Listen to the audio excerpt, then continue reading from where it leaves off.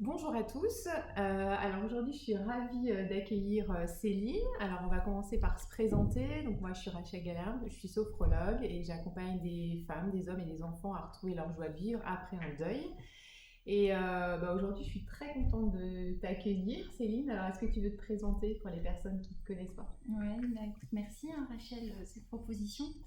Oui, alors moi je suis Céline Troel, je suis psychologue de formation et donc j'interviens dans l'association d'accompagnement au deuil le jour d'après et j'interviens particulièrement sur les ateliers d'enfants en deuil. Voilà. Alors est-ce que tu peux déjà préciser un peu ce qu'est l'association Jour d'après? Oui, alors c'est une association qui s'est créée là en début 2019 avec deux autres personnes. On avait très envie voilà, de monter euh, une structure d'accueil et de proposition de soutien pour les personnes endeuillées en créant une sorte de comme une maison du deuil. Alors ça c'est un projet. On aimerait qu'il voit le jour en 2020.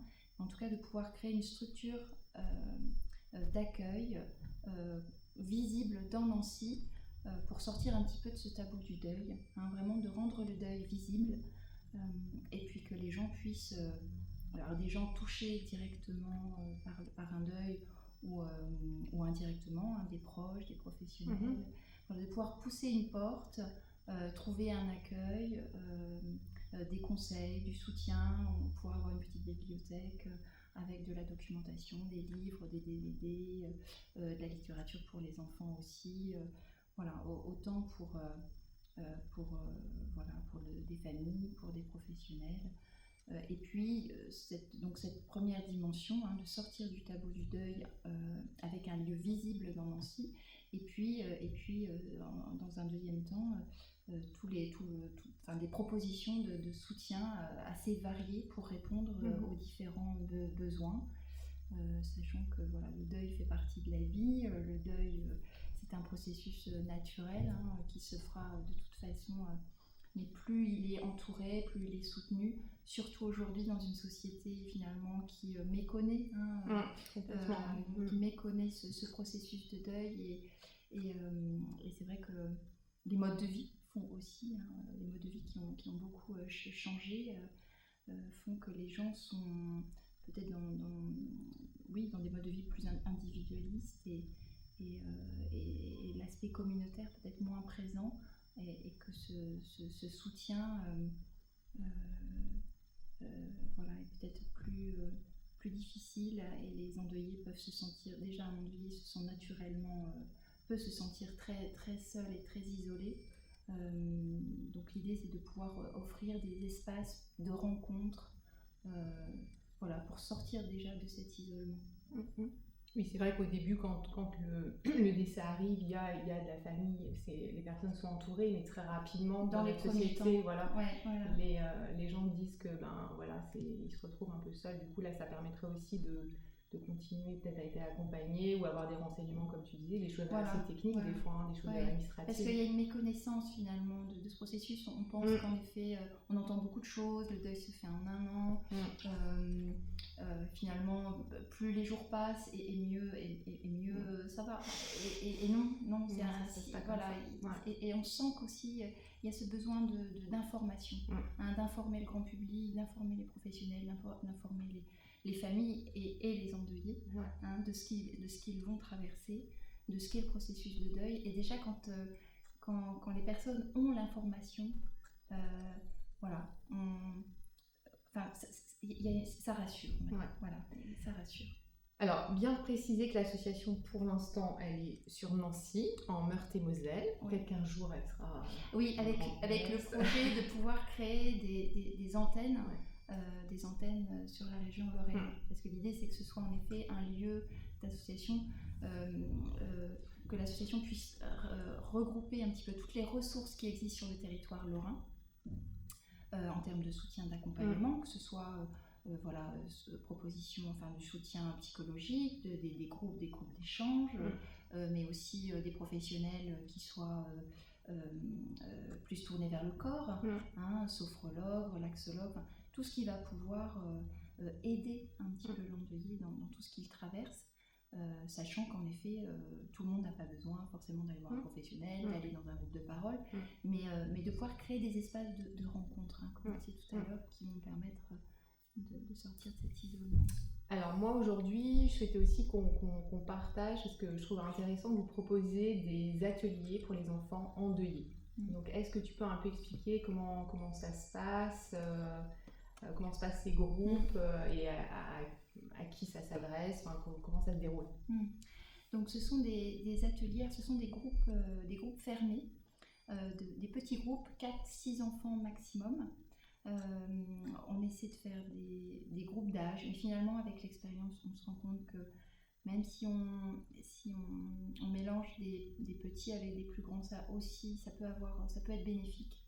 Donc bon voilà, ce sont des groupes qui se font tous les mois. On se retrouve 2 heures, donc une fois par mois.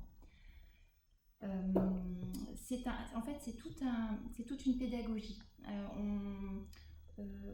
On reprend un petit peu les ateliers que propose l'association Vivre son deuil. Donc on est formé à cette approche-là. Et donc ces 5 séances il y a une progression pédagogique. La première séance. On termine.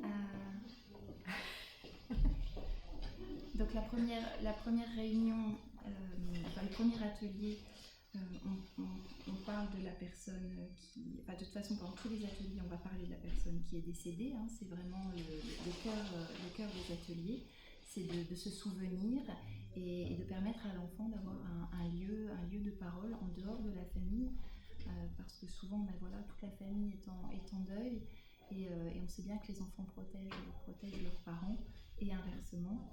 Et souvent les enfants peuvent porter des questions, ont du chagrin mais ne vont pas forcément l'exprimer dans la famille. Donc ces ateliers, c'est aussi l'occasion de proposer un espace de parole, un espace d'écoute, un espace aussi pour exprimer ce qu'on ressent, ce qu'on traverse, et puis un lieu de mémoire, un espace de mémoire, se souvenir de celui qui est parti, en pouvant raconter, dessiner, exprimer ses émotions avec de la peinture, des masques. On peut aussi échanger sur ce qui nous fait du bien dans cette période-là. Donc les enfants se partagent leurs ressources. Voilà moi ce qui m'aide.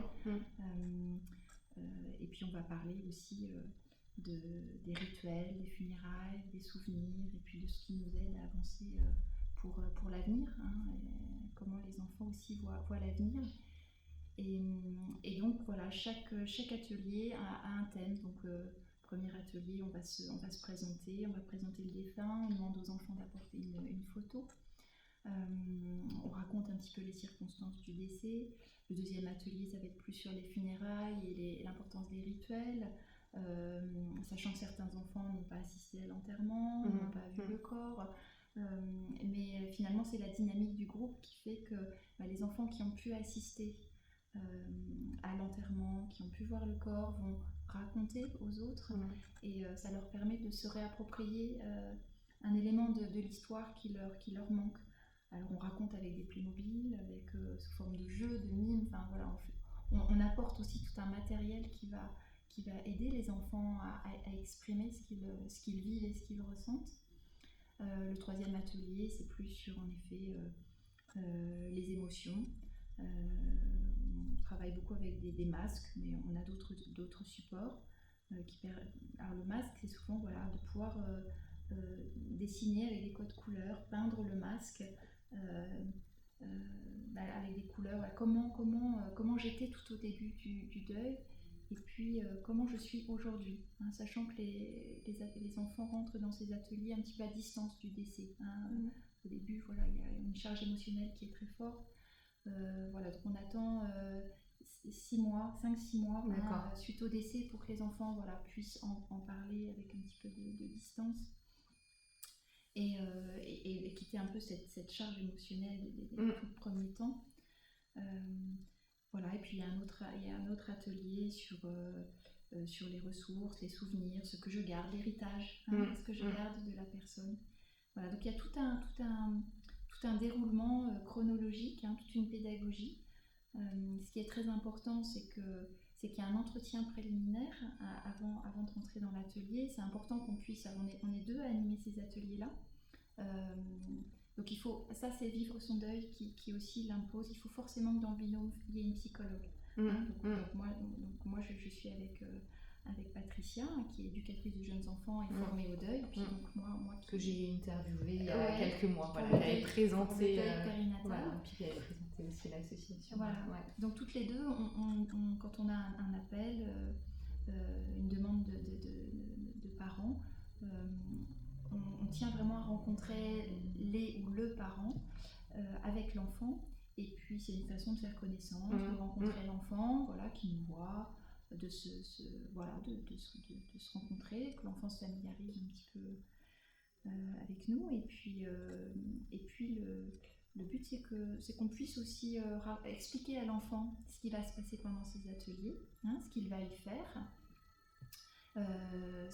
Et c'est l'enfant qui va décider de venir aux ateliers ou pas. C'est vrai qu'on est bien conscient que pour certains parents c'est extrêmement important de pouvoir confier leurs enfants à des professionnels ou à des bénévoles formés au deuil pour qu'ils puissent s'occuper du deuil de leur enfant. Quand on est soi-même endeuillé, on a à vivre son deuil et il faut aussi gérer le deuil de ses enfants avec beaucoup de questionnements. Les adultes sont souvent très un peu démunis face au chagrin de l'enfant qui ne va pas du tout se manifester de la même manière que le chagrin des adultes. Et parfois certains enfants n'expriment rien ou au contraire vont avoir une forme d'indifférence, d'autres vont vont continuer à très bien travailler à l'école et puis d'autres au contraire vont avoir du mal à se concentrer, les résultats scolaires vont chuter. Beaucoup de parents se posent des questions sur l'attitude de l'enfant. Pourquoi il n'exprime pas de chagrin, est-ce qu'il ressent rien, ou au contraire je trouve qu'il s'enferme, ou le soir je sens de la tristesse, au moment du coucher des petites angoisses, et qu'est-ce qu'il faut lui dire ou ne pas lui dire. C'est toujours la peur de dire des mots qui vont traumatiser. Justement, est-ce que toi, alors déjà les enfants, moi j'avais 2 questions. La première, à partir de quel âge vous intégrez les enfants dans ces ateliers? Oui, alors c'est à partir de 4-5 ans. Il faut que les enfants aient quand même accès au langage. Okay. Alors après, ça dépend aussi de la maturité de l'enfant. Il y a des enfants qui sont très en avance au niveau langage, au niveau maturité. Tout dépend de ce qu'ils ont vécu aussi avant. Il y a des enfants qui ont déjà vécu un décès. Et puis Maxi, c'est vrai que c'est souvent l'âge Maxi, c'est 11-12 ans, Maxi. Voilà, parce qu'après on rentre un petit peu dans la période de la préadolescence où c'est aussi d'autres problématiques.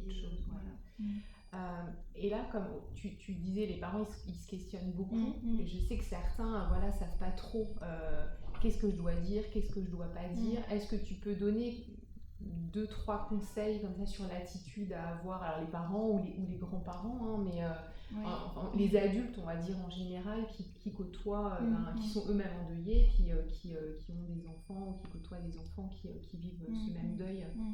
Qu'est-ce que tu dirais? C'est vrai que moi, de ma petite expérience, beaucoup d'adultes me renvoient cette crainte de dire à l'enfant, de prononcer déjà le mot mort. De pouvoir proposer à l'enfant de voir le corps, d'assister aux funérailles. Ça, c'est des vraies questions. Alors, c'est vrai que les enfants, de toute façon, ça, c'est un leurre de penser que les enfants sont protégés des questions de la mort et que nous, adultes, on va pouvoir préserver cette innocence de l'enfance. C'est vrai que enfant et mort, c'est vraiment 2 mots qu'on a du mal à associer. Mais finalement, la mort, elle fait partie de la vie et les enfants la côtoient de manière très naturelle depuis très jeune. Voilà, c'est illusoire de penser que les enfants ne connaissent rien de la mort. Enfin, ils vivent dans un environnement, quand ils commencent à marcher voilà, dans la nature, déjà ils se questionnent, ils voient des animaux morts, ils passent dans le salon, il y a les infos, il y a la télé, et puis dans les contes, dans les histoires pour enfants, dans les dessins animés, dans les livres, la mort, elle est présente, elle est présente partout. Et les enfants vraiment ont des vraies questions, ils s'intéressent beaucoup à ces questions de la mort. Eux, ce qu'ils cherchent, les enfants, c'est à trouver des adultes qui ne vont pas fuir face à ces questions-là. Moi, c'est vraiment ce que j'observe. Dès qu'ils ont un adulte qui accepte finalement d'avancer avec leurs questions, et ben, ils y vont, quoi. Et je crois que c'est aussi tout l'intérêt de ces ateliers, c'est que ils sont face aussi à des adultes, on est en dehors de la famille, donc là il y a un espace qui s'offre, qui se libère, et là on peut tout dire, on peut poser toutes les questions, on peut dire ce qu'on ressent. Puis les autres enfants ressentent aussi ça comme nous, qu'est-ce que c'est rassurant, on n'est pas tout seul. À l'école aussi, ça peut être compliqué, à l'école il y a des enfants qui expriment vraiment cette souffrance. C'est vrai que la mort, c'est un concept que voilà, pour nous adultes, c'est déjà pas toujours simple, mais il faut savoir que les enfants sont des petits êtres en construction et que forcément leur compréhension de la mort, elle va se faire au fil de leur développement, à la fois intellectuel, émotionnel, à travers leurs expériences de vie. Et c'est vrai déjà de prononcer ce mot, de ne pas avoir peur de prononcer ce mot mort, c'est quoi la mort, et puis d'avancer avec les questions de l'enfant. De toute façon, l'enfant, il sent quand il peut poser la question. Et puis toutes ces questions par rapport aux funérailles, par rapport au corps, ça c'est vraiment, je pense que c'est important déjà d'expliquer, mais vraiment dans les détails, quand quand il y a un décès dans la famille, de dire à l'enfant voilà, ce qui se passe avec des mots simples, adaptés à son âge, bien sûr. Si on ne se sent pas très à l'aise, il y a des petits bouquins. Il y a plein de petits bouquins qui existent, qui expliquent vraiment très bien, qui peuvent être un bon support pour les adultes qui les accompagnent. Et puis on avance avec les enfants, avec les questions qu'ils posent. Et puis quand on ne sait pas, on ne sait pas. Moi, c'est vrai que j'ai des enfants qui me disent mais qu'est-ce qu'il y a après la mort? Toi, peut-être tu sais, moi je ne sais pas. Donc on peut être, finalement, c'est retrouver l'enfant qu'on a au fond de nous-mêmes et puis rester très simple. Je crois que les enfants, ils ont besoin de sentir des adultes qui ne mentent pas et qui disent simplement ce qu'ils pensent, ce qu'ils savent. L'enfant, il avance avec aussi tout ce qui fait notre monde. Les conceptions même de l'après, c'est aussi l'enfant il va découvrir qu'en effet il y a des personnes qui ont des croyances, d'autres pas, donc certaines pensent que le corps peut aller au ciel, d'autres, mais l'enfant il va avancer avec tout ça et il va découvrir finalement que dans le monde il y a des gens différents qui ont des croyances différentes et on avance avec ça. Donc c'est vrai que de toujours, moi je dis aux parents souvent, quand j'accompagne des parents, c'est d'expliquer à l'enfant chaque étape, mais expliquer dans les détails. Voilà ce que tu vas voir. Concrètement. Voilà, le corps va être froid. Voilà comment va être la pièce. Que l'enfant se prépare à ce qu'il va voir. Voilà, que le corps va être immobile parce que la personne elle est morte, elle ne ressent plus rien. Donc son cœur a arrêté de battre, le sang ne circule plus, donc sa peau est froide. Mais que s'il a envie d'aller voir le corps, quelqu'un sera avec lui pour l'accompagner, quelqu'un qui pourra le rassurer et qui pourra répondre aussi à ses questions.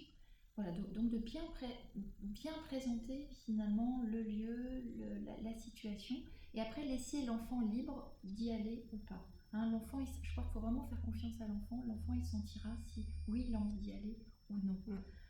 Sachant qu'après, les enfants ont souvent très envie de faire des dessins, d'apporter un petit doudou, de poser un petit geste, un petit baiser. Ça, c'est chacun qui va, voilà, de pas forcer, mais laisser l'enfant. Les enfants, souvent, ils savent ce qu'ils ont envie de faire. Ils s'écoutent. Donc, c'est nous adultes, nous adultes, c'est vraiment de les accompagner dans ce qu'ils ont envie de poser comme petits gestes et jamais de les forcer. Et pour l'enterrement, c'est pareil, c'est des rituels extrêmement importants et il ne faut pas les évincer de ces moments de communion où toute la communauté est là, amicale, familiale, et les enfants font partie de cette communauté-là et ça les aide vraiment, ça je peux le témoigner dans les groupes d'enfants, les enfants le disent, hein, c'est tellement important aussi de voir ce qui se passe et ça les aide énormément après pour le deuil. Mais pareil, toujours leur expliquer ce qui va se passer à l'enterrement, la cérémonie, ils pourront poser voilà, un geste, un acte, comment se passe l'enterrement au cimetière, la crémation, c'est quoi, enfin, ça peut paraître morbide, ils disent mon Dieu on peut pas parler de tout ça avec un enfant, mais pas du tout en fait. Et comme je le disais, il y a vraiment des petits bouquins qui expliquent très bien tout ça. C'est très important. C'est très important ce que tu dis. Je confirme. Et c'est vrai que ça nous fait peur à nous adultes, mais eux ils ont vraiment besoin d'être dans le concret et ils vont de toute façon poser des questions et comme tu dis, ils vont aussi aller vers des adultes qui se sentent à l'aise avec ça. Et plus finalement nos angoisses d'adultes vont générer de l'angoisse chez les enfants. Plus les enfants sentiront que finalement la mort, elle fait partie de la vie, qu'on peut en parler de manière naturelle et qu'il n'y a rien de... Il n'y a pas de danger à parler de la mort. Mais je pense que nous, en tant qu'adultes, il faut qu'on avance aussi par rapport aussi à notre propre relation à la mort et revisiter peut-être aussi nos propres deuils. Voilà, c'est pas toujours simple. Alors Céline, s'il y a des parents, des grands-parents, des adultes qui voudraient vous contacter à l'association pour les ateliers d'enfants, comment ça se passe? Moi je vais mettre au-dessus de la vidéo de toute façon votre site internet. Oui, voilà, vous nous contactez ou par mail, on a une adresse mail, que je vais remettre aussi. Voilà, ou par téléphone. Comme ça on aura un premier échange téléphonique, on se calera un petit rendez-vous pour rencontrer l'enfant, toujours en présence de son ou ses parents, parce que on accueille des enfants qui ont perdu un père, une mère, un frère, une sœur ou des grands-parents. Voilà. Donc voilà, donc vous nous appelez, on fixe un petit rendez-vous, on se rencontre. Alors ça se passe sur Nancy, on a une petite salle sur Nancy où on fait les ateliers et puis les entretiens. Voilà, donc on vous rencontre, on fait connaissance et puis surtout voilà, on se laisse guider par l'enfant, parce qu'il a envie de faire, ce qui peut être important pour lui, sachant qu'un enfant qui n'a pas envie d'aller aux ateliers, c'est pas grave, c'est que c'est pas le bon moment, et que s'il dit non, on peut aussi ça peut il peut assister aux ateliers peut-être plus tard. Parfois il faut mieux aller au foot ou faire du cheval. C'est peut-être ça qui est important, le plus important dans son processus de deuil, que d'aller à un atelier d'enfants. Ok. Bon, eh bien, si vous avez encore des questions ou des commentaires, vous pourrez les mettre en dessous de cette vidéo. Avec Céline, on y répondra avec grand plaisir. Voilà, vous nous appelez l'association aussi. Moi, je me ferai un plaisir de répondre à vos questions aussi. Et puis, on peut se rencontrer. Enfin, tout est possible. Voilà. Merci Céline pour avoir partagé ce moment-là. Merci et puis, à toi. À bientôt. Oui, à bientôt. Au revoir à tous.